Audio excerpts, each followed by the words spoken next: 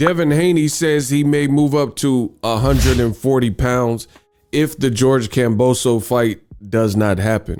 What up, Fight World? It's your boy Ego, and I'm back with some more boxing.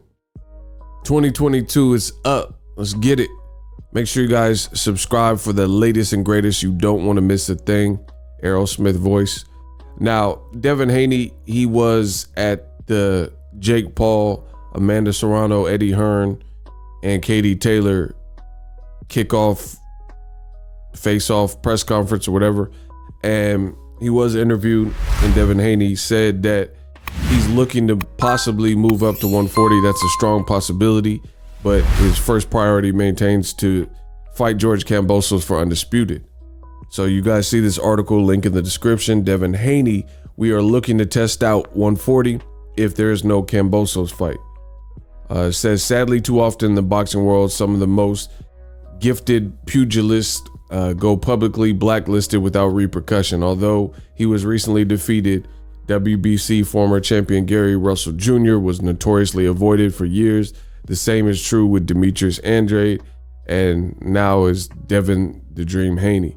So far unable to secure the big fights he wants at 135, Haney is contemplating a migration 1 degree north, right? And this is a direct quote from Devin Haney. It says, I don't know what may happen. He said he's saying a lot of different things. One moment is this, one moment is that. One moment it's me, one moment it's Ryan Garcia, one moment he wants Tank Gervonta Davis. They don't really have their minds made up on what they want to do. Team Haney, Haney Promotions, Matchroom Boxing. We all know what we want to do. It says, unwilling to cast large chunks of his career into the fire of inactivity, the Dream has come up with the backup plan, and it's the plan that just may get put into effect sooner rather than later. Quote, Devin Haney says, we're looking at 140 pounds. I would still keep my belt at 135. It would just be like a one-off at 140 just to test to see how I feel. So that's from Devin Haney. And he wants to see how he handles the new weight, you know, how people's power is, you know, just see how he feels overall and contemplate maybe moving up at 140 pounds. Now, this is the sad thing about boxing that I do not prefer. Guys like Guillermo El Chicao Rigondao, Devin Haney, Andrade, etc. You know, a lot of times you see it with black fighters where there's this black murderer's row of sort, and the fans clamor for those fighters to fight each other and fight everybody else. But then the big marquee name in the division goes protected, NBF list, no black fighter, right? And that's kind of the same situation with Devin Haney.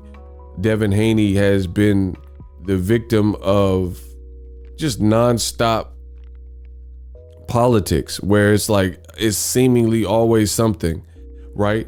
Where promoter Bob Arum, guys like Ryan Garcia, Teofimo, Oscar De La Hoya, they've all listed out a bunch of different things that they feel are needed for Devin Haney to get in prime position to get one of the big fights like Ryan Garcia or Teofimo, etc. And these guys have labeled and listed different various obstacle courses that other fighters don't have to go through, right? Other guys who have fought Ryan Garcia, they didn't have to do this or do that. Other guys that have fought Teofimo Lopez, they didn't have to go through this grand tournament and do all these other things. But a quality fighter like Devin Haney, it's always this obstacle course, and you know, people turn promoter and say, I remember Oscar De La Hoya did an Instagram live and he says, nobody knows Devin Haney. Who here knows Devin Haney? You know, why would I make a Ryan Garcia Devin Haney fight? Nobody knows him.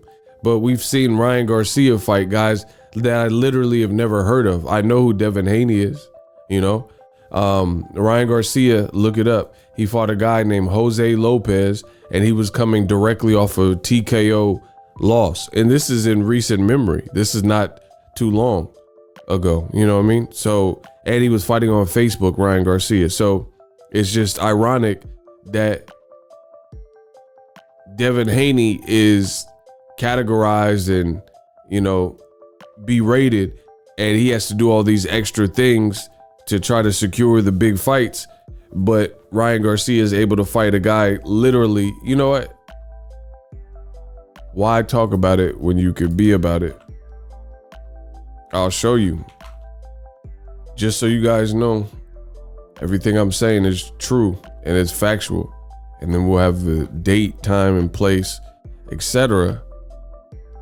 And there's no confusion about it.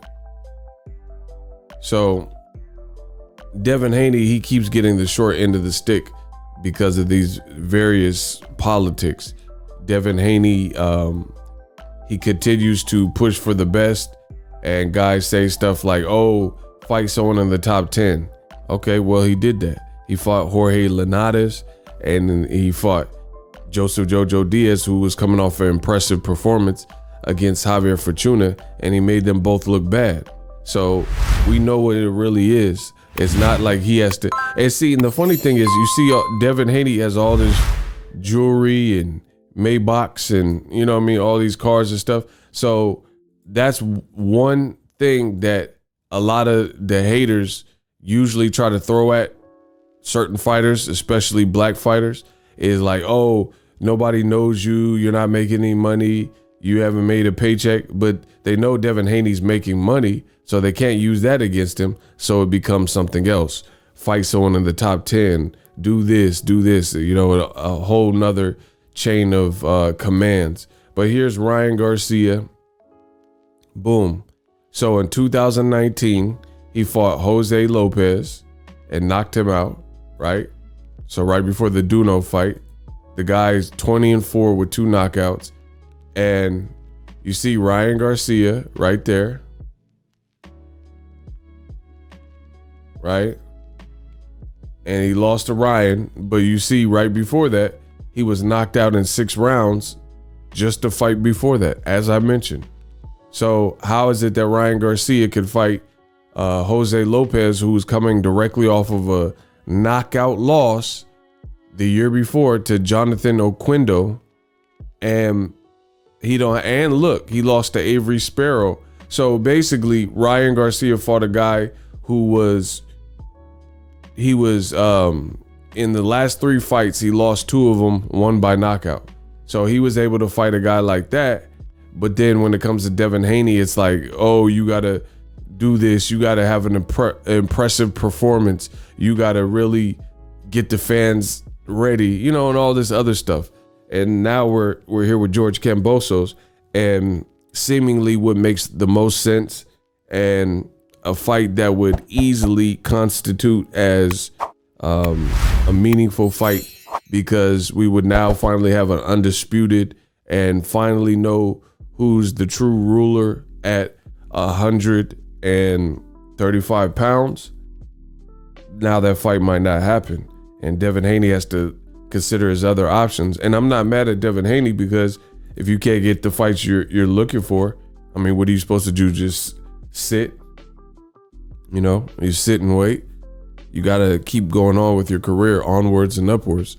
So, it's sad to see. It's sad to see at the end of the day, because boxing shouldn't be like this, where you see a quality guy and a quality operator and people tell him to fight someone top 10.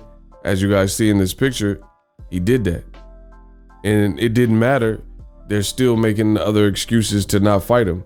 And then guys like Lomachenko is like, they're trying to force him down your throat like they've done throughout his whole career. And they're telling you that Lomachenko's the guy to watch, and Lomachenko's this alleged big star, and they're trying to force fit him into every particular situation. And it's old, it's stale. People have already seen Lomachenko, have a lot of the belts, and now people want to see other fresh fights.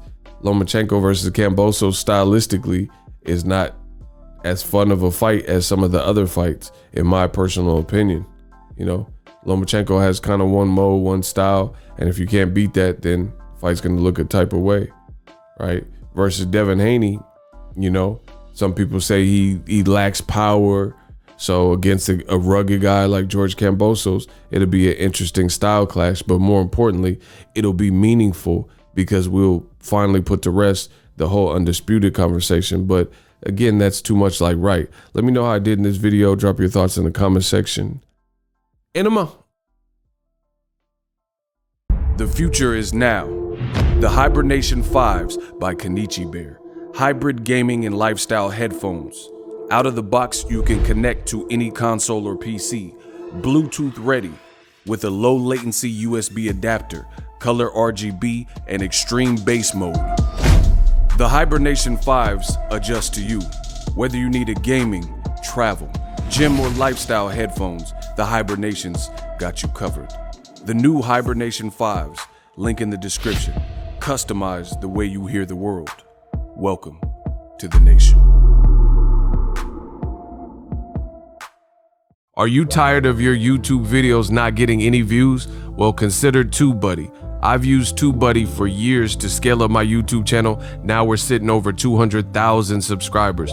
TubeBuddy is a browser extension that offers a ton of built-in productivity and time-saving services to take your channel to the next level. Use my link in the description to get started with TubeBuddy and level up your channel faster. We working.